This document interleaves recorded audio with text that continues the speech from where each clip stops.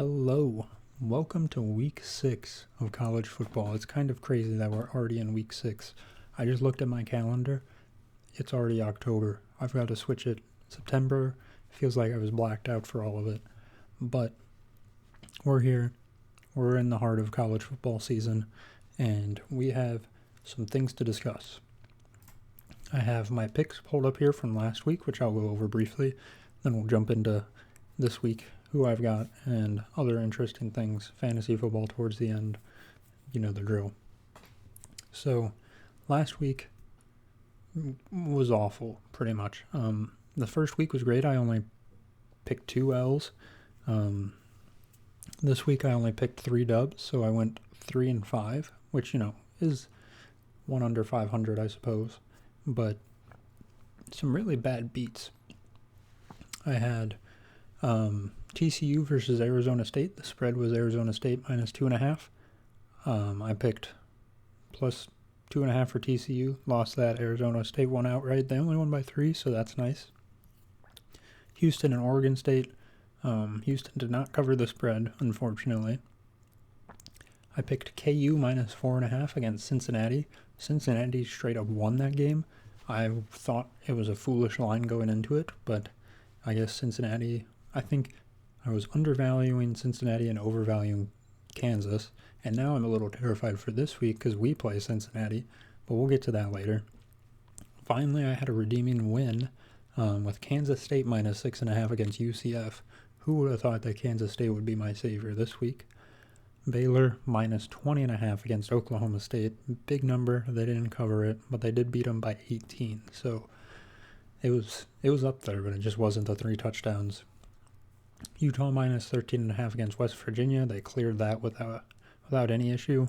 Iowa State minus 6.5 against Arizona. Again, cleared that without issue. Great game. And then BYU minus 6.5 versus Colorado. They did not cover that. They still won, but didn't cover. So that was last week, 3-5. That brings the overall record for the past 2 weeks to 9-7. So still above average, but, could be better.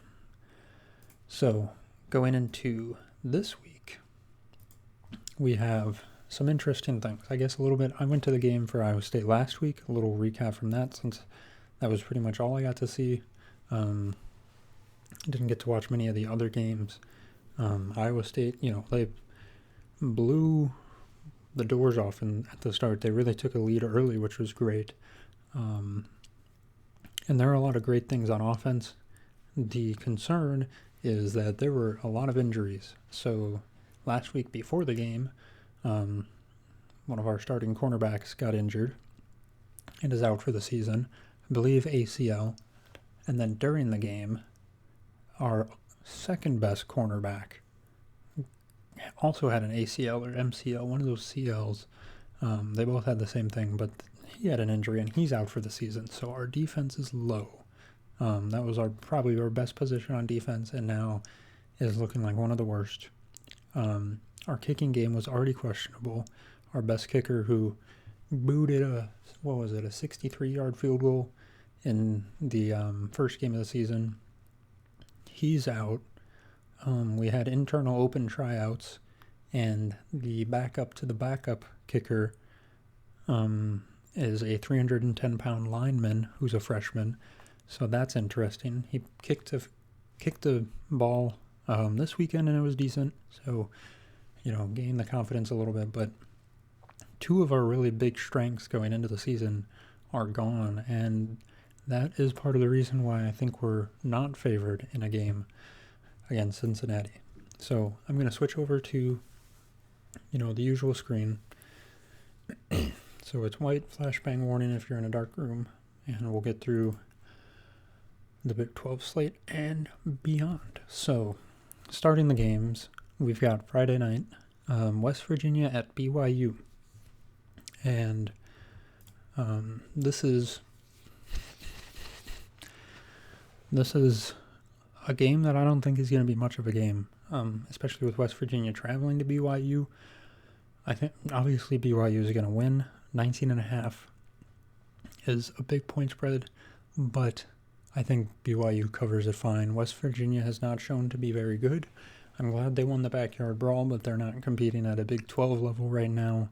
And especially with all the traveling at the time zones, this is a 12:30 a.m. game for West Virginia people, body clock-wise. So I think maybe 11:30 p.m. game. Either way, it's really late in the night, so they're going to be playing until 2 or 3 body clock time in the morning.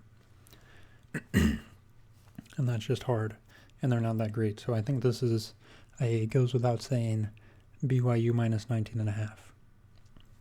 This is a scary game. Obviously, the matchup predictor has Iowa State slightly favored. Vegas has Cincinnati slightly favored because they're at home. And honestly, I'm concerned. If we didn't have the injuries, I wouldn't be worried about this. Cincinnati has shown that they're better than what people thought they were, though. So that's exciting for them.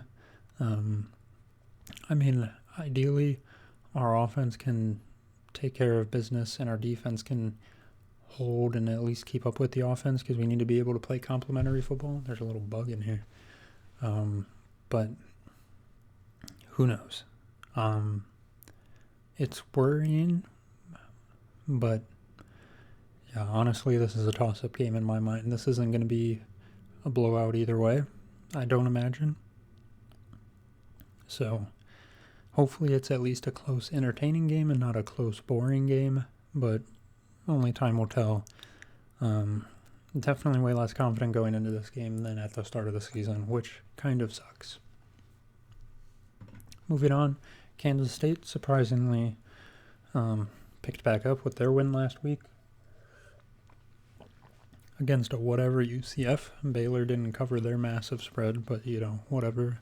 They still won by 18 against Oklahoma State. This game is going to be a shootout. High scoring, but I think Baylor can win. If Baylor's under a touchdown, I'm going to take them just because I still don't know how to feel about Kansas State with how bad they were at the start of the season. They still haven't really shown too much, I feel like. And I think there's some teams, this West Virginia and Oklahoma State, it's just going to be pick against them until I'm proven otherwise. And yeah, that's really the mindset I'm in with them because they're just so, West Virginia, we know what they are. Oklahoma State, they're bad. Kansas State, I have no idea what they're doing. So Baylor minus 6.5 there. Again, Oklahoma State pick against them. Arizona gets their try at a 20.5 point spread against Oklahoma State, but you can see this line has already moved 2 points since it opened, however long ago. You can get tickets for $12 if you want to go to the game in Arizona. But again, I'm just picking against OSU, which maybe I shouldn't. Maybe I'll come to regret this because Baylor is a good team, and they didn't win by 20.5, and I think Baylor's way better than Arizona. Although I didn't watch the game at all to see if they took their foot off the gas a little bit or what. But I'm gonna pick Arizona in this one.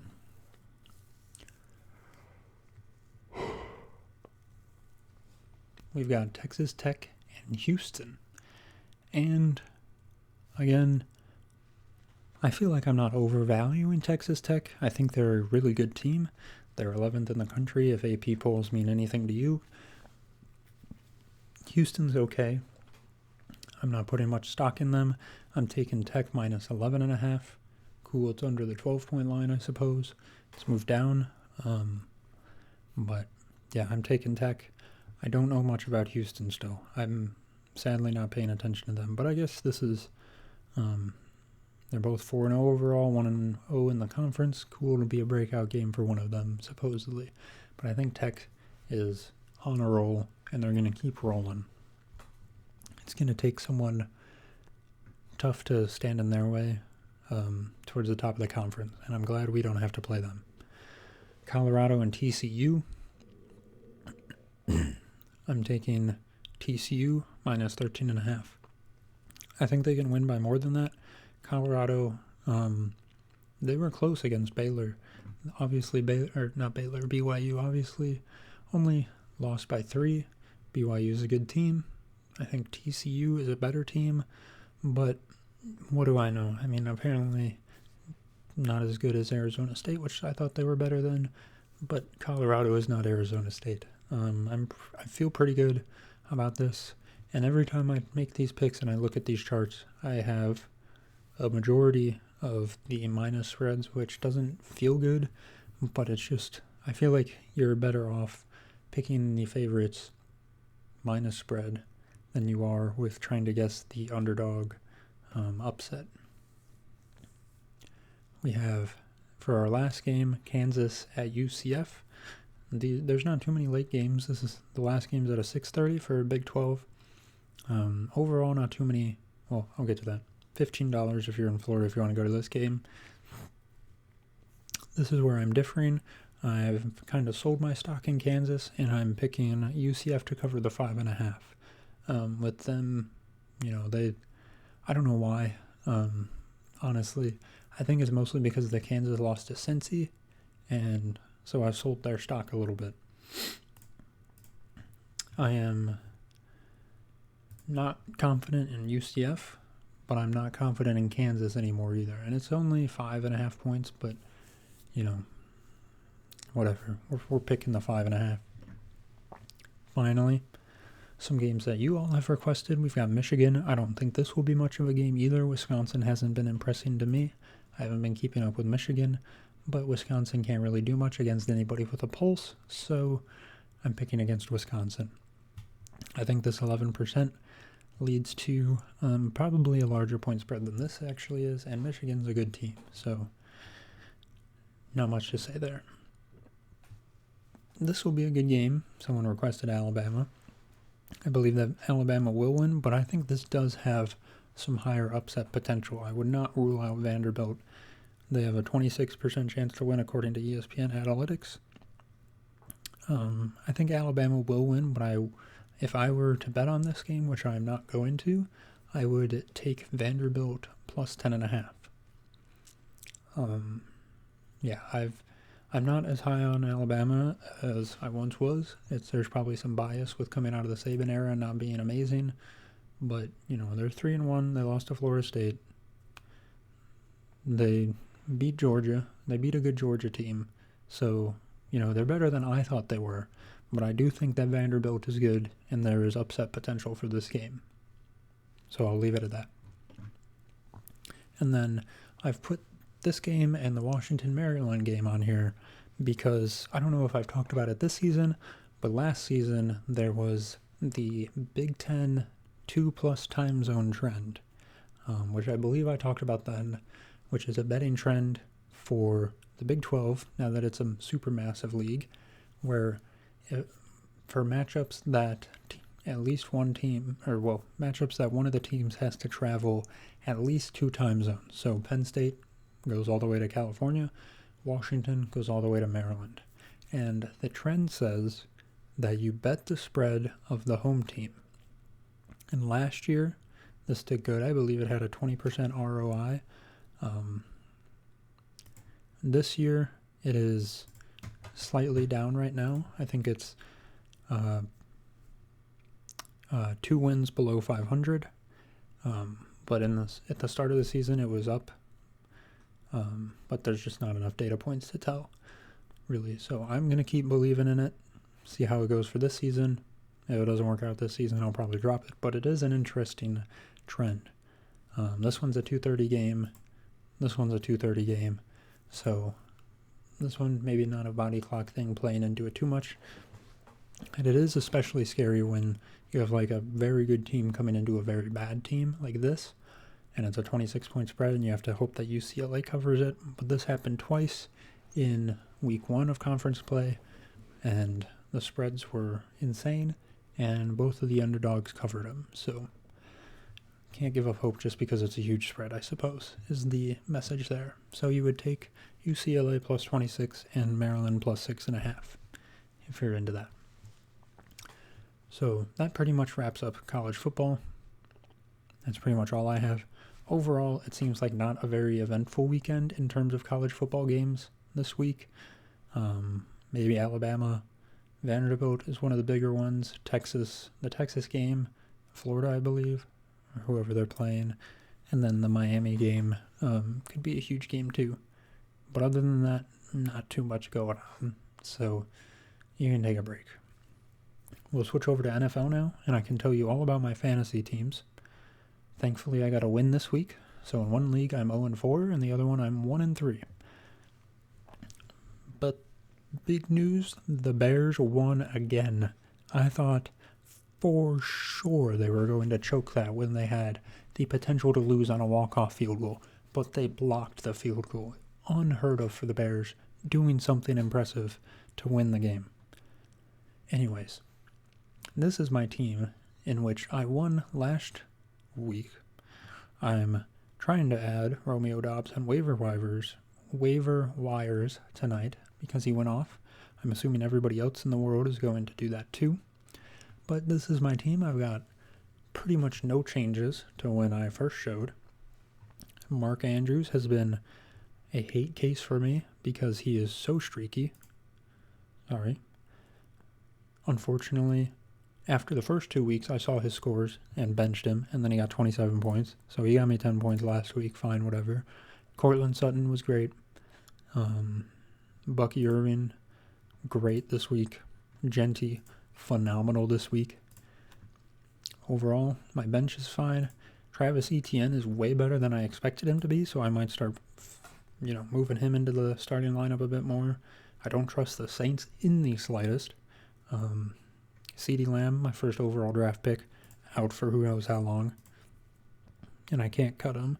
So, and kicker defense, Baltimore has been, I didn't know they were minus in 3 out of the 4 weeks. Maybe that's why I'm sucking. Might draw Baltimore, to be honest, right after I'm done recording this video. Didn't realize that. Anyways, I'm 1-3 in this league. Could be worse, it could be my other league. This one, I have yet to win. I got screwed over. I could have won this week if I realized that there was an NFL game on at 7:30 in the morning on Sunday. But I did not. So I had Jalen Warren in my flex spot, who was ruled out before the game. So my flex spot got 0 points. If I had, was it Jameis Williams, perhaps? No. If I had Jake Ferguson or Marvin Harrison Jr. or Travis Etienne, I believe, in for my flex, I would have won this week. They were all on my bench. Either way, Josh Jacobs went off. That was nice. Bo Nix did good. He did fine. Godwin's on my IR, even though he played this week. I'm not moving him. But yeah, tough time. I think my lineup for this week is decent. I'm putting Fields in because they're playing Dallas, who just sucks. I really don't like having anybody on the Saints in my lineup, but, I have Kamara. I feel like I got screwed over on first overall picks this season. Already into the 4th week, CeeDee Lamb is gone. Jamar Chase looks like he's given up, and he can't do anything because Burrow's gone now, and he just is not getting the ball at all. So he went off on week 2. Burrow goes out, and all hope is lost. This is my first overall pick, and he's busted 3 out of the 4 weeks, which sucks. I don't want to get rid of him, and I don't want to bench him, but he just sucks. Same with Zay Flowers. He's been better, obviously, but, the Detroit week was really worrying because they pretty much just played him out of the game. Bowers, who I picked up early on, got injured in week 2, so he's had much lower production than expected.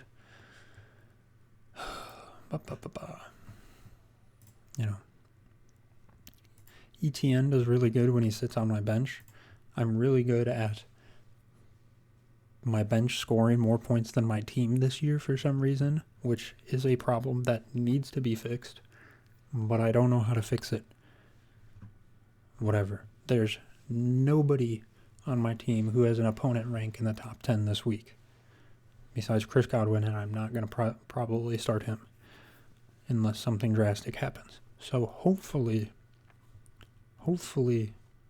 this week I can pick up the first dub in this league. Who really knows, though? But that's how I'm sitting in my fantasy leagues. I got a little passionate at the end, but I don't want to have to make a 3D printed loser trophy just for myself.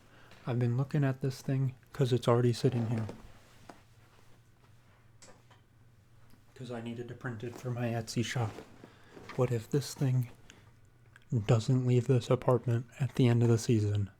I might never return to fantasy football. I don't know how I could recover, especially if I have to make 2 of those. If I have to make another one and they're both for me at the end of the season, I don't think my ego can handle it. And I just might have to retire after that. But the Bears keep winning, and I need that to keep going. And Caleb Williams is on track for a 4,000-yard season. He just needs to get 222 yards per game in the regular season, and he will make it. And he's like 22 yards over the needed amount right now. So, cool. Keep going, bud. I think that's about it for this video, so I'll stop the recording here. I know I've been rambling on for a little bit. I don't know how many people even watch this far into this type of video, since not many people watch the football video in general. But if you are here and you've watched this far, I appreciate that. Thank you for listening to my fantasy football rant. Let me know who you think is going to win this week in college. Let me know what games you're watching, since there's not too much on. Might get more of a free weekend. There's not even that many late games on Saturday. So you can go out, hang out, and not worry about missing any important games. So with that, thanks for watching, and I'll see you next week in Week 7.